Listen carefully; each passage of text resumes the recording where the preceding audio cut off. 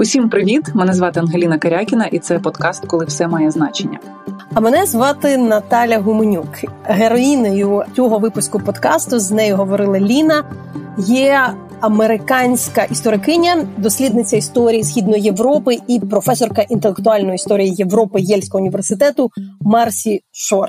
Про що була ваша розмова? Ти знаєш, Марсі з когорти тих інтелектуалок, яких часто записуєш і ти, які вивчають історію в безпосередній близькості до предмету. Так, Марсі викладає інтелектуальну історію і занурена в історію, якщо можна так сказати, там Східна Європа, там по-різному можна ставитись до цього словосполучення, так, але в принципі предмети її досліджень і інтересу, і Польща, і Україна, хоча вона дуже скромна і постійно повторює, що вона не є експерткою з питань України. Але якою б не була скромною Марсі, кілька років тому вона видала прекрасну книгу про Майдан, яка називається «Українська ніч», про те, чим була ця Революція Гідності, яку роль вона посідає. Це історії тих людей, яких ми переважно знаємо. Марсі підтримує зв'язок з великою кількістю українських письменників, істориків, журналістів. Вона постійно живо цікавиться Україною.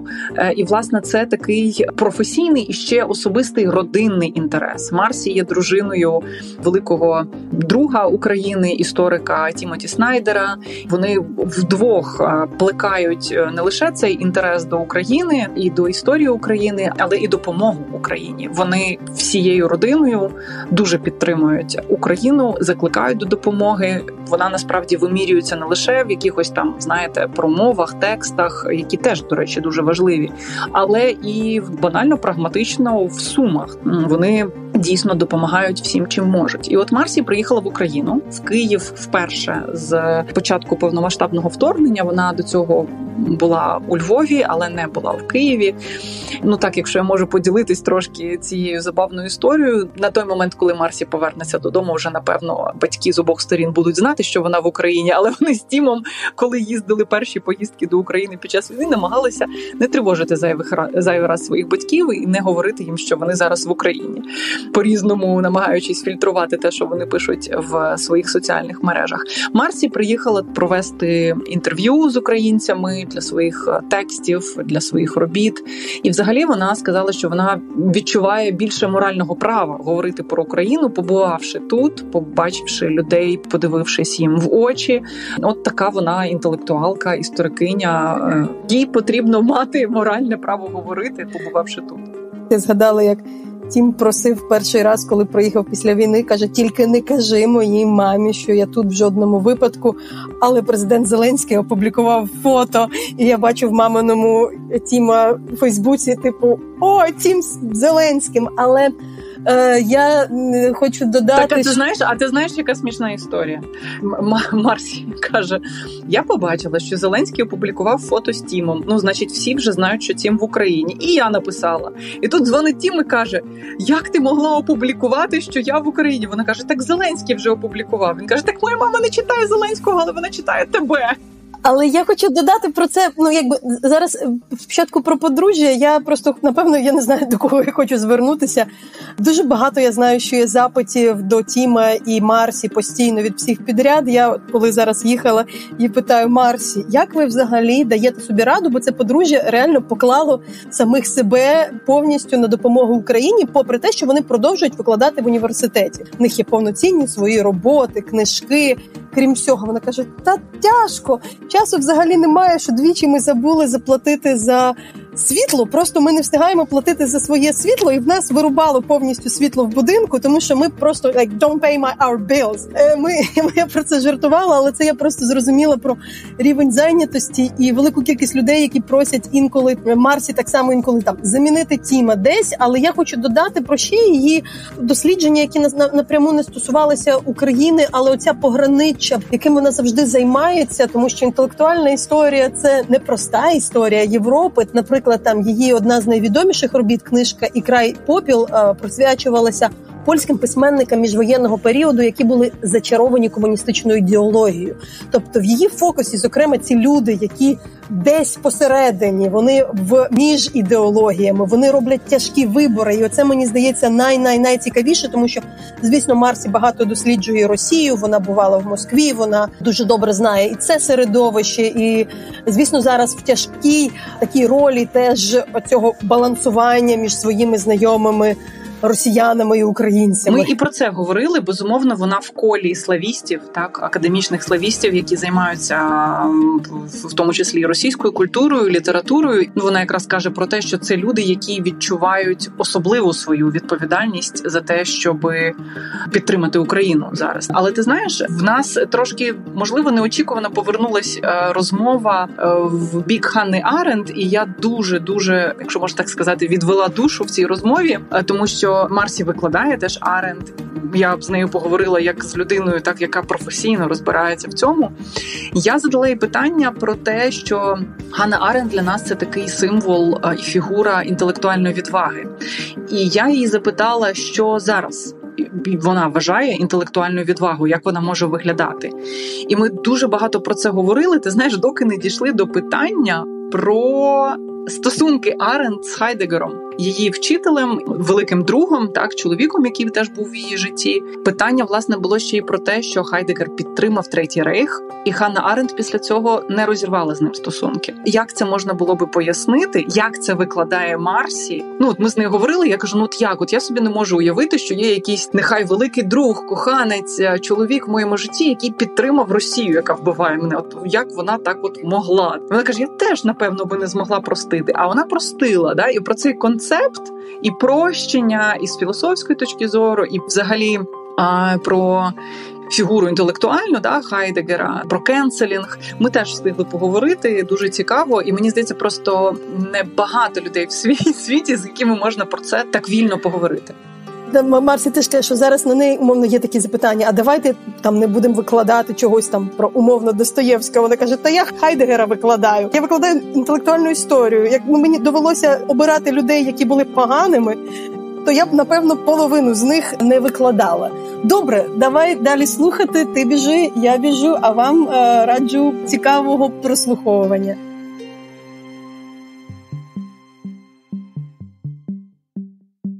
Okay, Marcy, hi. Thank you so much for finding time to talk to me. And I'm really, really glad and happy that we're talking not on Zoom, not online, but physically in Ukraine. You and your family have been doing so much, have been helping Ukraine so much over the past many, many years. And somehow you still think that it is important for you to come physically and be in Ukraine. Why is it so? Well, it's a good question. First of all, I'm so happy to be here with you in person. I'm so happy to see you. I'm so happy to see so many of my friends in person. Before this full-scale invasion, there was, of course, COVID, and there was a long period of time of isolation when we only saw one another on screen and our lives were all on screen. And perhaps also for that reason, it feels particularly urgent to be here in person. I did feel overwhelmingly like I needed to come. What was, I'm sure, an irrational way. Because, of course, it's difficult to get here. It involves some risk. I should first say that I'm a very cowardly person, at least physically very cowardly. And I wouldn't go to the front. I wouldn't take the kinds of physical risk that war reporters do, that you've taken. This was a very calculated risk. I was coming to Kiev. I knew that it wasn't especially a big risk in Kiev. And I also knew that we'd live our lives always with risk. There's a non-trivial risk of being shot in New Haven, Connecticut, where I live, where there are shootings every day, where at least two of our babysitter's cousins, have been killed by street violence. Where if you go to the emergency room at the Yale Hospital on a weekend night, everyone in the emergency room has been shot. So it's not like, I or one generally lives in a perfectly safe bubble, but we all get habituated to the risk in our own lives. And then when you take on a different kind of risk, it seems scarier because it's an unfamiliar kind of risk that you're not habituated to. Statistically speaking, it's safer in Kiev than it is in New Haven. But I really wanted to be here. In some ways, in a very selfish way. In some ways, I felt like that Kiev was the center of the world in a certain way, that this is kind of the vanguard, in German, you would say this kind of Grenzerfahrung or Grenzsituation. Like this is where history is being made, right? And this is where people are doing very intense thinking and intense feeling. And so I was drawn here. So, part of it was selfish. Part of it was the feeling that I've been talking so much about Ukraine in the States, much more than I would ordinarily do. I'm not an expert on contemporary Ukrainian politics in any way. I'm not an expert on war in any way. I would not normally be briefing politicians and going to Capitol Hill and talking to potential donors, and I would not normally be doing this, but the situation is such that, myself and, my family and our colleagues we're the bridge, we're the cultural mediators, we're the translators in this high-stakes situation. I often feel like a charlatan talking about a war that's not my war. I relate things, and I tell audiences stories that I'm hearing and text messages I've gotten from friends. But I still felt like I needed to be here and I would have a more legitimate voice, or maybe I would be more convincing. Maybe I'm just fooling myself into thinking I could be more convincing with a kind of more intimate encounter. But maybe it was also just selfish. I just felt like I needed to be here. Anyway, we're happy to have you here, even with all the risks taken. And we're really grateful for all the work that you're doing and team are doing. You say that you want to be convincing. Convincing to whom and why? Where do you think and why do you think people still need to be convinced? It's a very different kind of convincing than I've ever tried to do. What I normally do and what I like to do and what I consider my profession is I talk to students about history and I try to get them to make an imaginative leap into a time and a place where they themselves were not, and to understand a different time and a different place. I never could have imagined myself in a situation where I'm actually going out, day after day and pleading for support for Ukraine. I was never involved in policy. I never dreamt about being involved in policy. I never thought I really want to be in Washington. It's not my crowd. It's not what I could have imagined doing. And I can say further that there are various levels of kind of surreal irony to this. So I come from a Jewish family. My great-grandparents were pogrom victims in Ukraine, in a village not far from the Dnipro, between Kiev and what is now Dnipro. My maternal great-grandmother, who was the only one of my great-grandparents I knew because she was alive when I was a child, her fiancé was killed in front of her, not that far from Kiev, during pogroms in the wake of the First World War. In a certain way, I'm a beneficiary of that murder because she then married my grandfather, and I otherwise wouldn't be here. But certainly, I didn't grow up in an environment in which anyone had any nostalgia about either Ukraine in particular or Eastern Europe in general. All of my great-grandparents emigrated. It was still Pale of Settlement. It was still Tsarist Empire. It wasn't independent Ukraine in any way. I grew up in that family, and I grew up in a Jewish community, that was also anything German was anathema. You were ostracized for buying a German car. Not that I was buying a car of any kind as a child, but, anything German. Everyone had an allergy to anything German. And I was a teenage peace activist.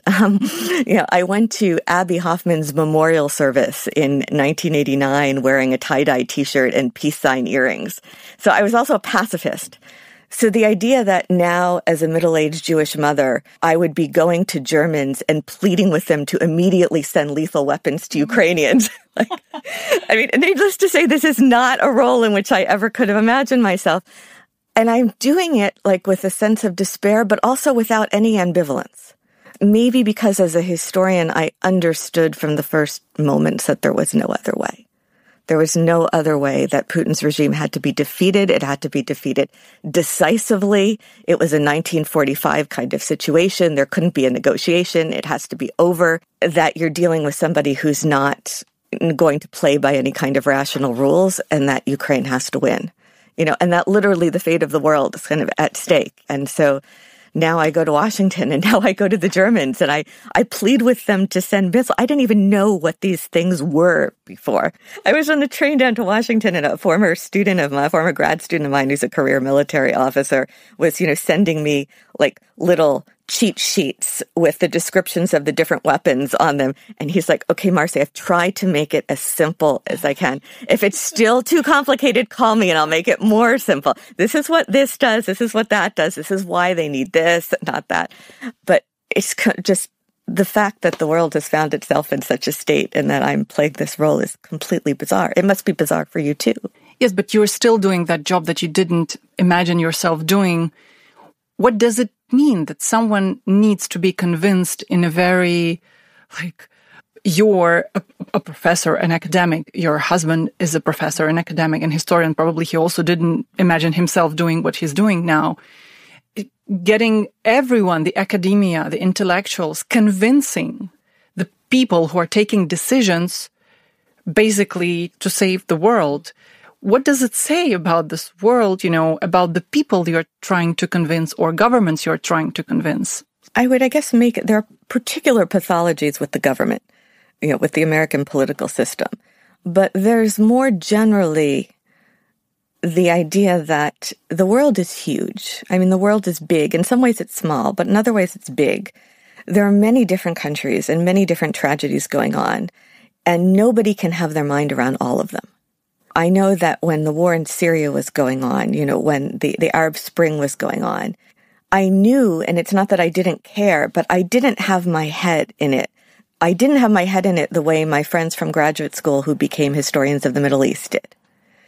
When something is happening in Somalia, something is happening in Latin America, there's violence in Honduras. I had a student from Honduras who was experiencing horrible things.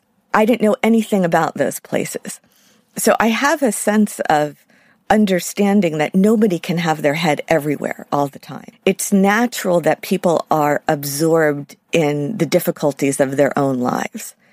And history is the kind of field, because it's an empirical field, maybe where we specialize in parts of the world. You generally specialize in a time period and a place. Lots of social scientists kind of flit around to different places, but historians specialize. So I was trained as a Slavicist. So this is the part of the world I know.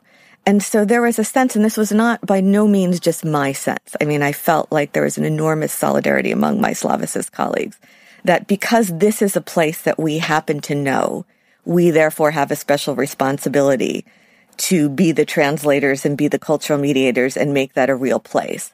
I don't expect when I talk to Americans, like, what's wrong with you? What have you been wasting your time on that you haven't been paying attention to Ukraine? Because I know that it's normal for people to be wrapped up in the many difficulties of their own lives. And my job is just to try to make this place real to them because I can, and to count on colleagues from other places, to make those places real. And my students came to me after October 7th, after the Hamas attacks. And I had Jewish students crying in my office and saying, Professor Shore, why haven't you come to talk to us about this? And I felt terribly guilty about it, and I said that it shouldn't be me because I have thoughts about it. I have ideas about it. I followed it to some extent, but I don't read in Hebrew. I don't read in Arabic. I haven't followed it closely enough. I don't know the historical details in the same way. I can try to help arrange things with other people, but I don't have the same kind of expertise. And in many ways, I feel like my expertise in Ukraine is also horrifically limited. But I have enough that I feel like I'm one of the people who should be stepping up. What has been really moving is I've really felt like there's been a huge sense among my Slavicist colleagues, including the people who teach Russian literature and are most attached to Pushkin and Dostoevsky and Tolstoy, that it's on us. It's our responsibility to step up and try to explain what's happening. I completely understand that the governments and other countries and people are absorbed with their own troubles and spendings and challenges. That's all understandable. But in moments where we know that the people, the governments already know what kind of danger and challenge it is, and then comes politics into first place. For example, the situation in the US right now, where we know that both parties, support to Ukraine is bipartisan and have been for decades, right? From the Republican, from the Democratic parties. But still, politics come in a way and they block basically vital support to Ukraine.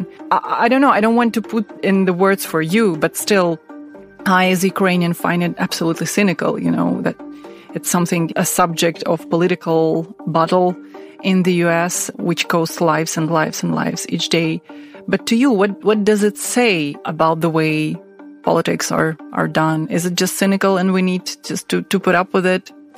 Politics is cynical everywhere, always. Well, there's an enormous amount of cynicism in American politics. There's an enormous amount of corruption. There's an enormous amount of prodajnost, which is a word we don't exactly have in English, but it's there. It's been particularly pathological, definitely since Trump in 2015, 2016.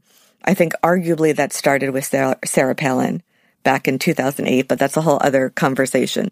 The right kind of split in some sense into the old right and the new right, and the new right is really a kind of postmodern fascist version of the right under Trump.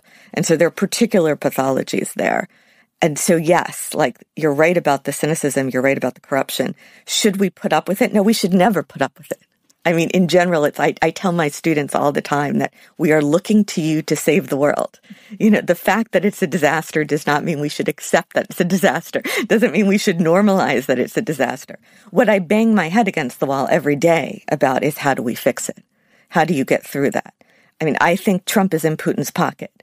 How exactly? Why? Is there compromise? Does Trump just admire Putin as a kind of clever version of himself? Is there some kind of bonding among gangster types with presidential ambitions? Is it overdetermined in a Freudian sense? Is it just a question of money that's been moved around here and there? That I don't know. But I know that for some reason he's in Putin's pocket. He certainly owes a lot about his first election to Putin, and he doesn't want his people voting for this.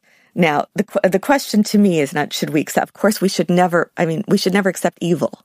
As a parent, I can't bring myself to think, we just accept the evil in the world. I'm constantly telling my kids, yes, you're right, it's horrible, but we have to keep trying. We have to keep trying. Our job is to try to make the world a better place. The question is how. You admire Hannah Arendt. You quote Hannah Arendt and you teach as well Hannah Arendt. She's one of the most profound figures of intellectual courage of her time and probably all the times. That's also my opinion.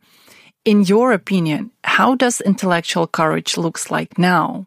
What is courageous to say about the way things are done in the US, where you live and you work, about the US, and also about the global challenges like Russia's danger as well? What is really intellectually courageous now to say? What would you call intellectual courage? That's a good question. I mean, I think there's an argument to be made that being intellectually honest doesn't require the same kind of courage anymore for the reasons that Peter Pomerantsev points out, that now it's not about censoring truth. Now it's about drowning truth in just the sheer volume of information. So now it's not, the problem is not that the powers that be are going after people for speaking the truth. The dissidents had this feeling that the truth would save them, that truth had this power, that if you could possibly get the truth out there, that was the kind of thing that would deconstruct the lies. Now, the problem is not so much that you can't speak the truth. The problem is that everyone is just drowning and nobody really cares anymore. They should believe the truth. That's right. Yeah, it's a question of belief, right? It's a question of belief and it's a question of caring. That's our post-truth world. I mean, that for me is the interesting intellectual question about Putin's form of neo-totalitarianism, is the continuity and the discontinuity, the kind of the post-truth form. Arendt was still in this world, where to speak the truth, to deconstruct the lie, was a much more radical act. I mean, I have thought a lot about what she said when she wrote Eichmann in Jerusalem and was so viciously attacked and got death threats. And that's a book I go back to again and again and again. I was telling you earlier that Eichmann in Jerusalem is the first Arendt book I read. I was 19 years old. I was a sophomore in college. That was when I fell in love with her. She was one of my first loves and most long-lasting loves. I always go back to Arendt. There are thinkers I've gone through phases of reading very intensely and then have moved further away from, but I always go back to Arendt. Yeah, I'm teaching that book again this semester in a seminar on the war in Ukraine and the problem of evil. She's always been with me. And when she gave interviews about that book, she said, well, my choice was to write and say what I really thought or not to write. But to write differently was not a choice. To write and hold back was not a choice. And in some sense, I still do, even though it sounds kind of foolish and idealistic and overly kind of too much pathos for today. But I still have this kind of old-fashioned, very East Central European idea of the role of the writer. Like you either speak the truth and you write honestly, or you shouldn't be writing. Talking about Hannah Arendt, I've been thinking about her friendship and relations with Martin Heidegger and the fact that she did not stop her friendship, whatever it was, with him even after he supported the Third Reich. Why do you think she kept on befriending him for such a long time, even after supporting like the most horrible regime you can imagine? It's an extraordinary story. I've obsessed about this question for, the better part of 3 decades. I've been completely fascinated by it.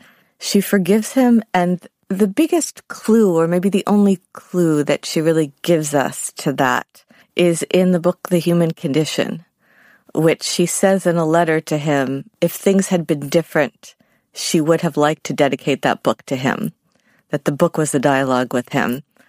And in it's chapter 5 or 6, when she's talking about natality, she talks about forgiveness as the most radical act of natality.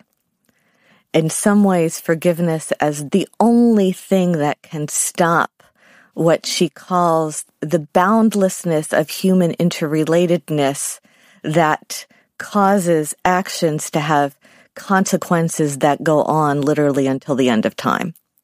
It's actually, in some ways, it's a very Hegelian moment for Arendt, because she talks about how the actor is never the author of his or her own life story. It's only the historian looking back who can see what it was all about, because actions have consequences that keep going. I mean, today we would call it the butterfly effect, because of what she calls the boundlessness of human interrelatedness, and the guilt of acting and the consequences that ripple outward literally until the end of time is always with us. And the only thing that potentially breaks that is forgiveness, this radical act of forgiveness. And I've thought about that a lot, how she brings herself to do it. It's not as if she were somebody who wasn't paying attention or didn't think it was that big a deal. I think it's impossible. Something right. You cannot just not pay attention to. I mean, precisely the opposite. That's the thing. Her whole life was wrapped up in trying to understand how modernity led us to totalitarianism. The Origins of Totalitarianism, her work on that, which she wrote with very little time to reflect, that was published in 1951, still remains the classic work on totalitarianism that we keep going back to. After Trump won the election in 2016, I canceled all my other teaching plans and syllabi, and I thought I'm going to redo all my classes for the next semesters. Everyone is going to read Origins of Totalitarianism from the beginning to the end, the undergraduates, the graduate students. So it's not like she was somebody who wasn't focused on this. The weight of it was with her every single moment, and she still forgives him. But does he ask for forgiveness? I mean, and do you have to forgive? Does it require for someone to ask for forgiveness? Because I don't remember him asking for forgiveness. He doesn't. I mean, it's also a question of love. But one of the stories I tell my students is when she goes back to Germany after the war and visits him. And she visits him, it's the early 1950s, together with his wife. And it seems that Elfriede is there waiting for Arendt to apologize for having had an affair with her husband. Arendt is perhaps waiting for Elfriede to apologize for being a Nazi, while Arendt is a Jew. And neither one of those apologies is forthcoming. And there's an exchange of letters between Heidegger and Elfriede and Arendt in the days after that visit, which are just extraordinary, and which, Heidegger, how it's wonderful, like everyone loves one another now. And of course, Elfriede would have rejoiced in the gift of our love. It was my fault for thinking she would be narrow-minded about it. He sounds like a complete idiot there. But she writes to him, she says, this visit was the confirmation of an entire life. She needs to go back and see him. And she loves him. And she loves him from the beginning and she loves him to the end. When she gives this address, this lecture on the occasion of his 80th birthday, it's, as ever, Hannah. It's one of the great love stories of the 20th century, and it's terrifying, and there's no way to make it okay, but it's also something that I feel like I'm constantly provoked to rethink again. I mean, one of the reasons also when people say, well, haven't you purged your syllabi of Dostoevsky? How do you, I teach intellectual history. And so, I'm teaching authors who were writing in all different languages from all different countries. And one of the things I say is that, well, I'm a historian. I can't cancel anybody. In history, you can't cancel people. History happened the way it happened. History is not just the history of people who were nice. I'm a Jew who teaches Heidegger. I don't take Heidegger off the syllabus because he was a Nazi. I also don't pretend it's not a problem that he was a Nazi. I don't bracket the fact that he was a Nazi and tell my students it's irrelevant because what matters is the ideas. No, in history, life always matters. You don't get to bracket life and say it doesn't matter. Of course it matters. We're always in real life.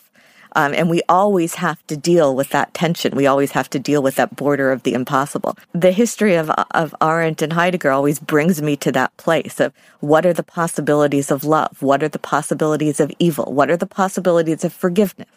Is forgiveness possible? I don't have answers to any of those questions, but I find myself continually drawn again and again to that story. You're quite humble about yourself, saying that you're not an expert on Ukraine.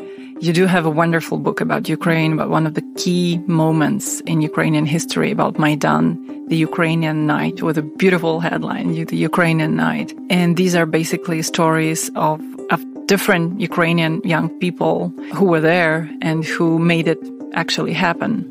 Are you following the lives of your characters in that book? I mean, I know lots of the people from that book. Some of them are my close friends. Over the past 10 years, their lives, as mine as well, has changed drastically. Are you following how much their life has changed? And now I know that you prepared to republish the book with a new foreword.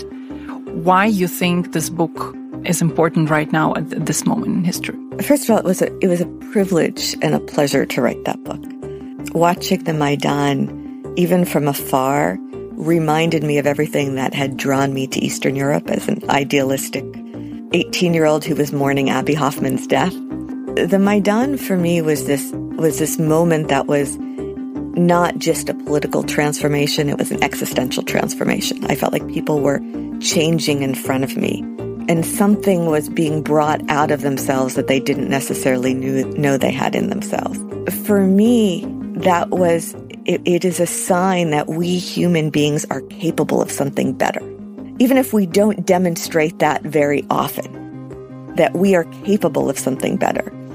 And to a large extent, I was watching the Maidan through the eyes of my Polish friends, and in particular my older Polish friends who had gone through Solidarność. And that, I think, was very formative. I was in a very strange situation. I was in Vienna at the time, so I was an American in Vienna.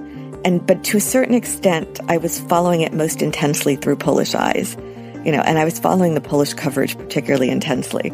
And I saw that for people like Adam Michnik and Kostek Gebert and Alex Smoller, like people who went through Solidarity, like that moment of the overcoming of the boundaries between the fathers and the sons and the workers and the intellectuals and the left and the right and the Jews and the non-Jews, they knew better than anybody else that it lasted for 20 seconds after communism fell.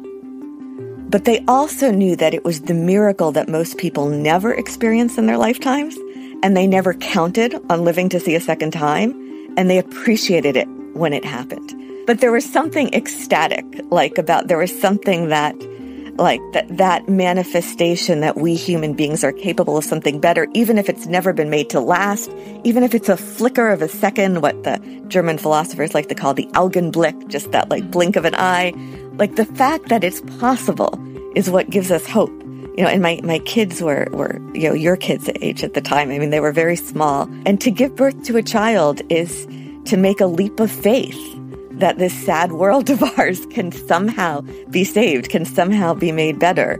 And for me, the Maidan was that flicker of hope. And that's why I wrote the book. That's why I found it was, and I wanted to capture that not the political significance of it, which I'm not a political scientist and I wasn't competent to judge, but the experience of it, what it meant for people to go through. Let me go back to your characters. Of course, it's a story of hope. It's a story of, in some way, of transformation or formation. One of your characters is Roma Ratushny, a wonderful young man who was very young when Maidan happened. He was beaten up as a student on the night in late November 2013. Later on, he joined the army and he was killed in 2022. That story and that example of a wonderful, prominent life. I mean, I don't know how many people get to live life like Romas and achieve so many things as he did. I knew Roma personally. That's a huge loss to myself as well. But when I think about him, it doesn't give me any hope. The moment of his death was one of the darkest places during this war. The years are still to come and we lost many people, but that was one of the first huge losses. Like if you think about this loss in the measures of nation, of country, of generation.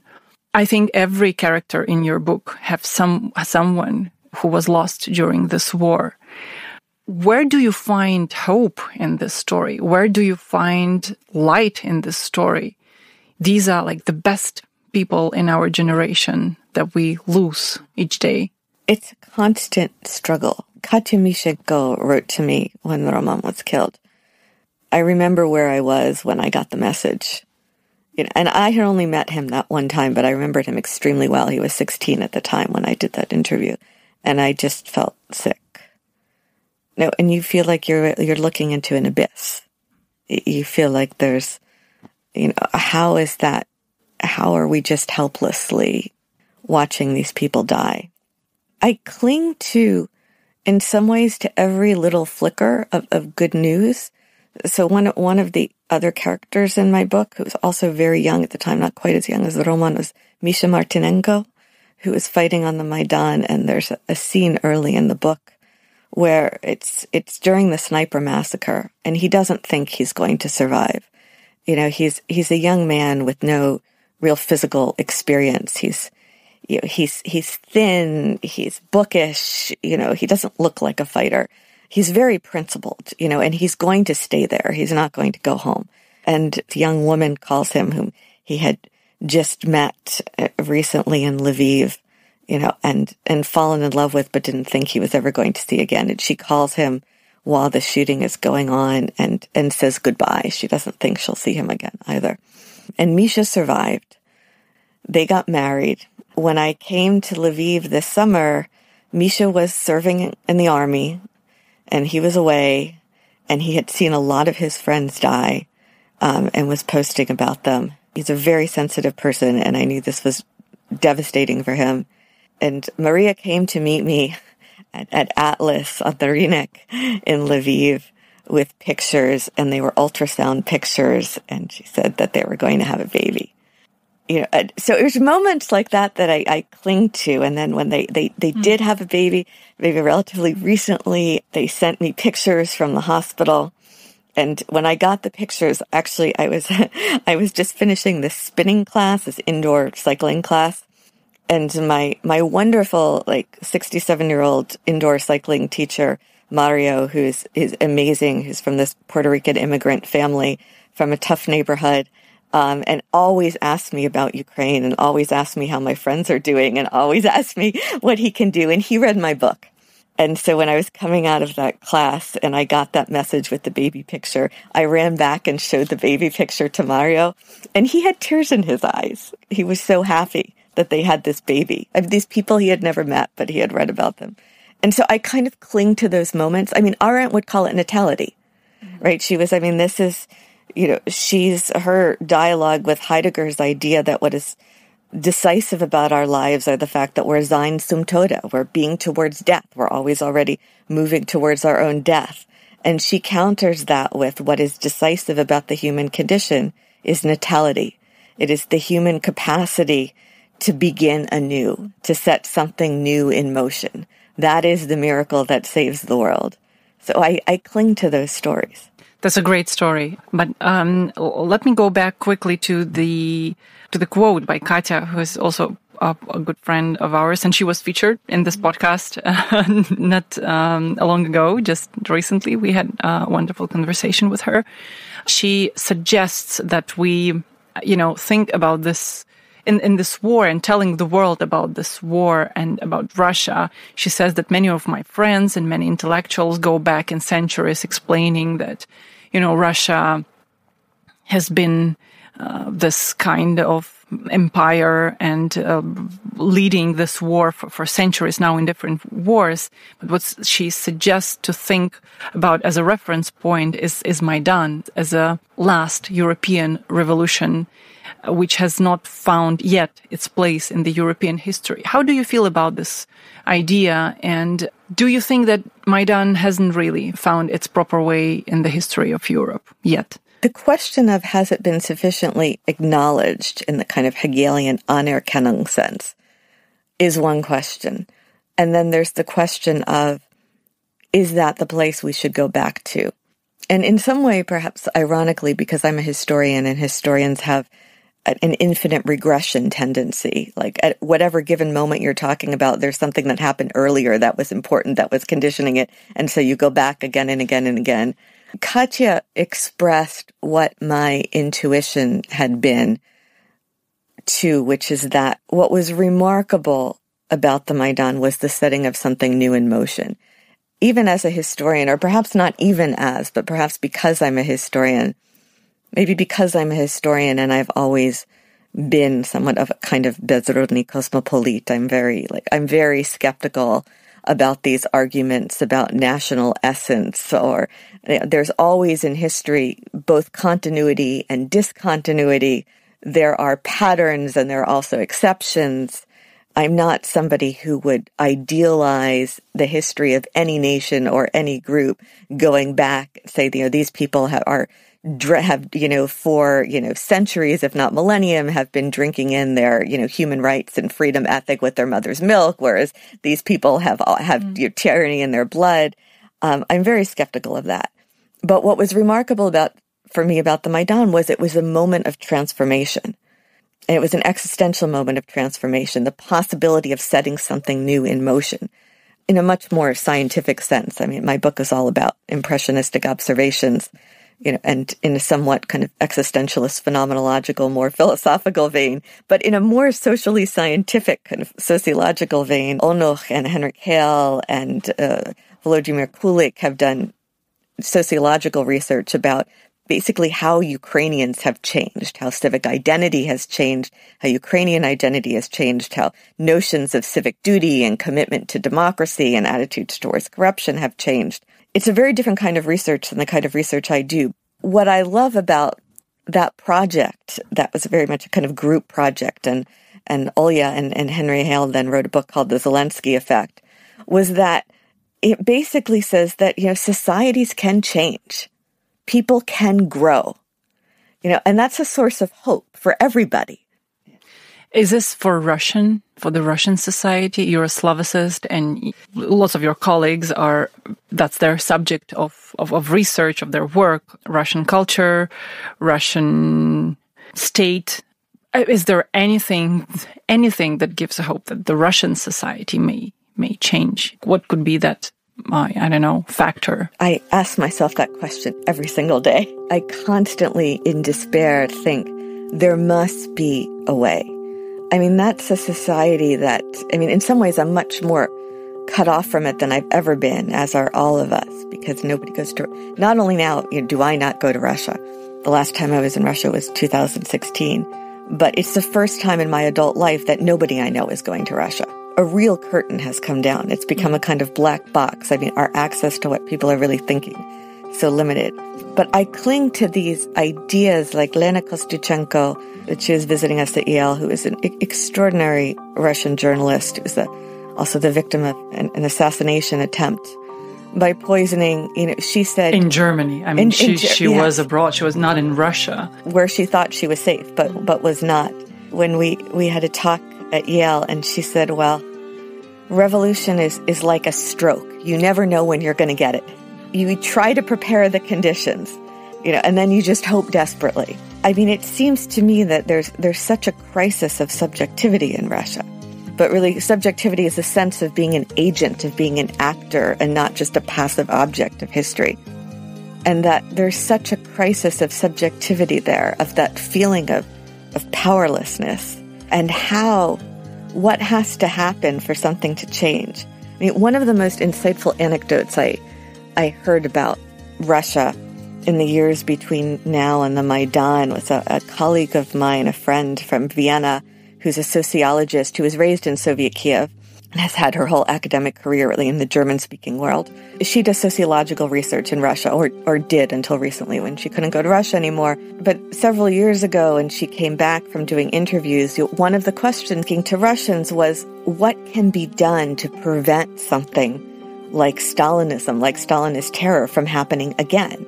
And when she came back to Vienna, she said, Marcy, not only did people not have an answer, they didn't understand the question. That's a really great idea, because I feel that Ukraine and Russia are different in this way, absolutely, because we somehow reflected on what Stalinism is, but the Russians did not. They still have, monuments to Stalin. Stalin is still like a legitimate figure of their history, a father of nation. They still haven't said goodbye to him. I mean, they still live in the Stalinist frame somehow. I think there are two things going on. I think two related things.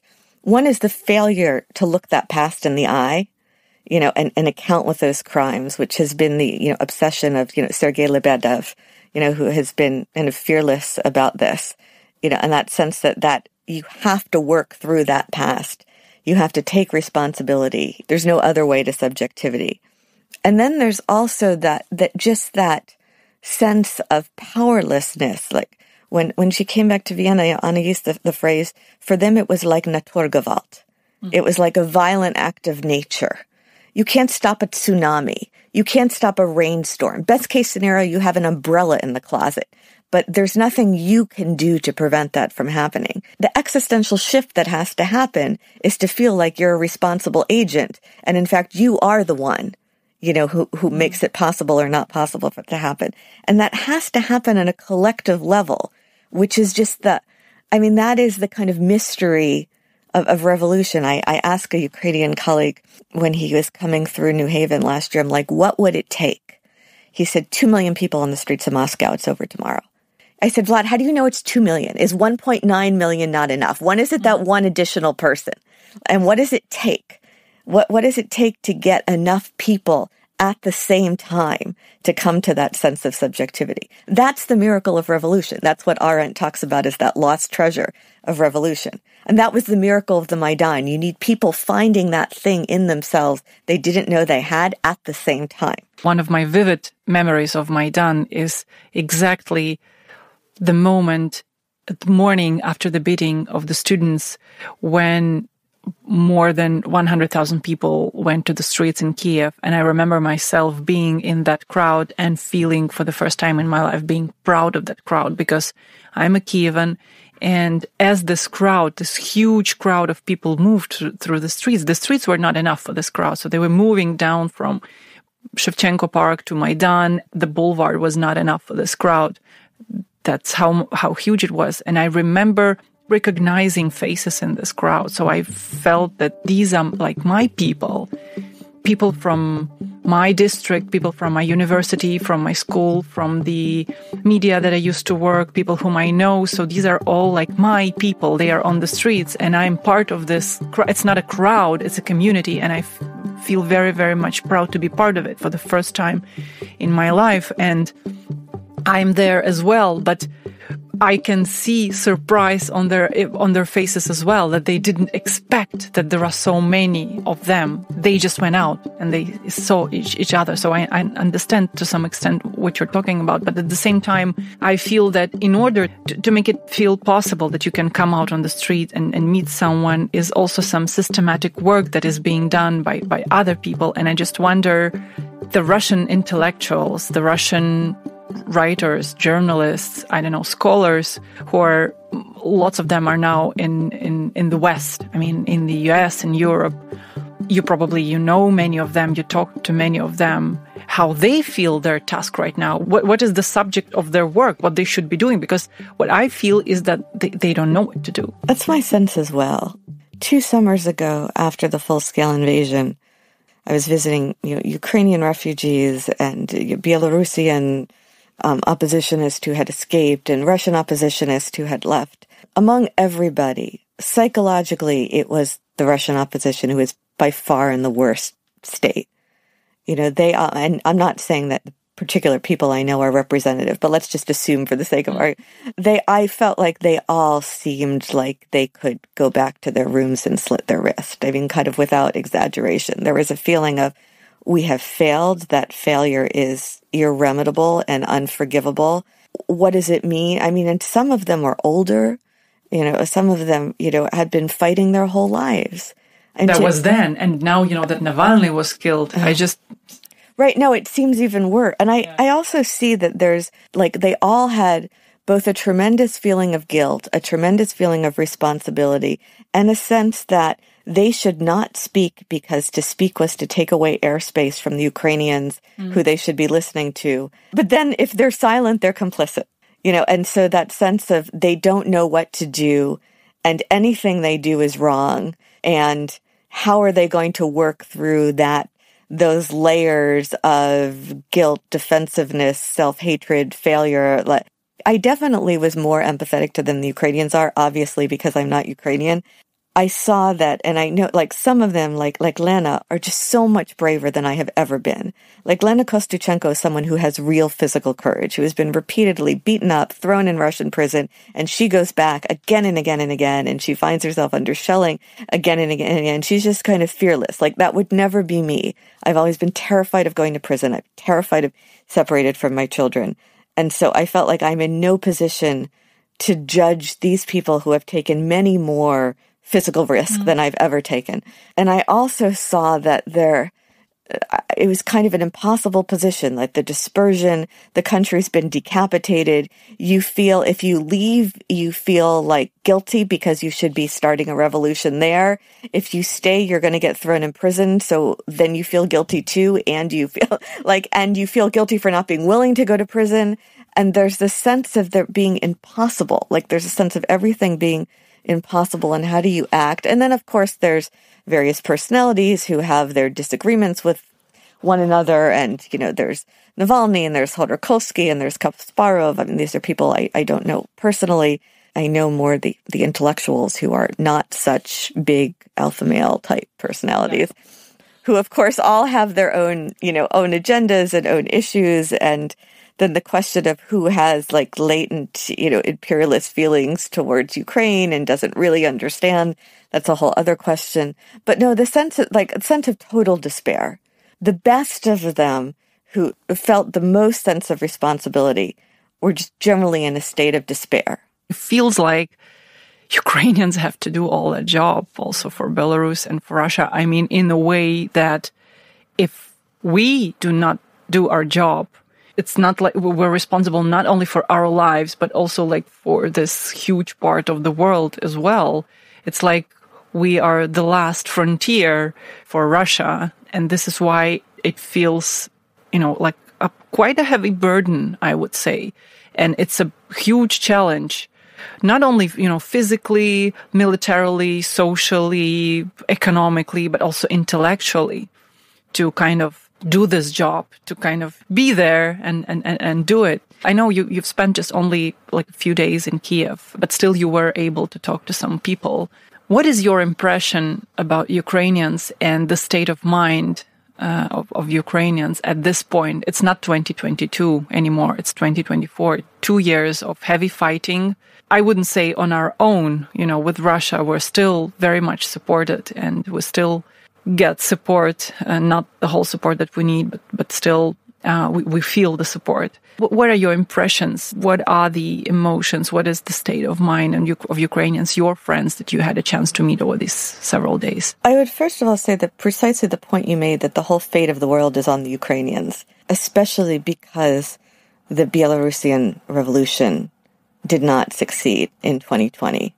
And so now it's all on you. And there is a sense that, you are the last frontier. The fate of the world is being worked out here. And that was in some ways precisely what made me feel like I had to be here. Because this does feel like the most essential place in the world at the moment. Because it has been all on you. It's been kind of an extraordinary and terrifying thing to watch. When I talked to Belarusians who had been out on the streets in 2020, who had been incredibly brave, again, much braver than I would ever be, who had been beaten, who had sat in prison. Only after getting out of prison and being threatened with arrest again did they leave the country. One person I talked to after the full-scale invasion said, Marcy, this is the first time in my life that I felt like not only am I a victim of this dictatorial regime, but I feel guilt about it towards others, because I always felt like we were the victims of Lukashenko. This regime was tyrannical towards us, and that's why we were revolting. And now I feel guilty because if we had won, Ukraine would not be in this position. Putin would not have been allowed to use Belarus. It would be a different world, and he was one of the people who fought the hardest. He was one of the people who took the most risk. He was arrested multiple times. And he said, now I feel so guilty. And people who I knew who were absolutely committed to nonviolence were saying, maybe we should have used violence. Now look at the situation Ukraine is in. But yet Ukraine is now the front line for the whole world, which is one reason I find impossible to turn away from it. My sense is, I've only been here a bit, and I've been very happy to see people in person. Although it is true that, I'm in constant touch with people, and it's not as if seeing people in person, I'm hearing a totally different story from what I hear over text messages or, what I hear, in some other kind of phone calls. People will keep fighting because there is no sense of a choice. And I think the one point I really tried to emphasize in the States in particular was the point that, Alexandra Matviichuk kept making, and Natalia's made it as well, that for people sitting in Washington, they think, why can't you negotiate with Putin? It's just some territory. Who really cares, what side of the border Bakhmut is on? Who really cares about Severodonetsk? No one's been to Severodonetsk. No one else has heard of it. 1991, the borders could have been somewhere else. Why not just give them that land? It's a big country. You've got enough room. And the point that Alexandra made in it, a very nice quote that I now use a lot, is that, it's not about the land. It's about the people. That the territories that the Russians have occupied have been such reigns of terror that nobody has a moral right to leave other people under this reign of terror. It's could there have been, a peace settlement in 1945 in which just some parts of the Jewish population of Europe had been left under Nazi occupation? That would not be sustainable. Why would that not be sustainable? It's not about land borders. It's about you can't leave people in a reign of terror. And then the philosophical question becomes then, why is this reign of terror coming out? Why? You have these 20-year-old Russian soldiers who are torturing with electric shocks these middle-aged women who speak their language and could be their mothers. Why? Where does that kind of evil come from? There's no reason. There's no rational reason for them to do this. But that's what these, better than I, that's what these zones of occupation have been. That's why it can't just be well, why don't we just call it a day and say we did the best we could and we changed the borders around a little bit, because it's not about the borders. Yeah, I don't know what feelings and impressions you will be leaving Ukraine soon, but still, could you describe it with a few words? So this is not my first trip to Ukraine since full-scale invasion. My first trip was just to the west. I was mostly just in Lviv in the summer. And because I missed my flight and missed a train, and I ended up accidentally, instead of taking the Przemyśl-Lviv train across the border, I ended up walking across the Polish border because I'd missed the train. And so a nice Polish taxi driver drove me to the border. I walked through that corridor. So you go through Polish passport control, and then there's that long no man's land. And then you go through Ukrainian passport control, and then I came out the other side. That was, in some ways, one of the most emotional moments of my life, and I'm not even Ukrainian. But when I got to the other side of the border, and I realized that Ukraine was still standing, it was still there, it was still there. And this nice guy with a car who my friend Sophia Diak sent was waiting for me by the duty-free shop. And that was kind of overwhelming. I really felt like it was a privilege to be able to be there, and to have crossed that border on foot and to really feel what it meant to cross the border and be on the other side of the border and say, this place is still here. Like these people are still fighting and they have not lost themselves. It's a remarkable thing to see. And it's not like, I'm showing up and I'm going to save anybody. Like my daughter, who's now 11, I guess she was 10 at this time. We were in Krakow. I took her there for the Miłość Festival, which is actually where I met Vika Melina. We were at that festival together, and I went with Talia. She said, Mommy, you and Danny keep saying that you have all this work to do because you're trying to save the world. But it seems to me that the world has still not gotten saved. So you guys must not be doing a very good job.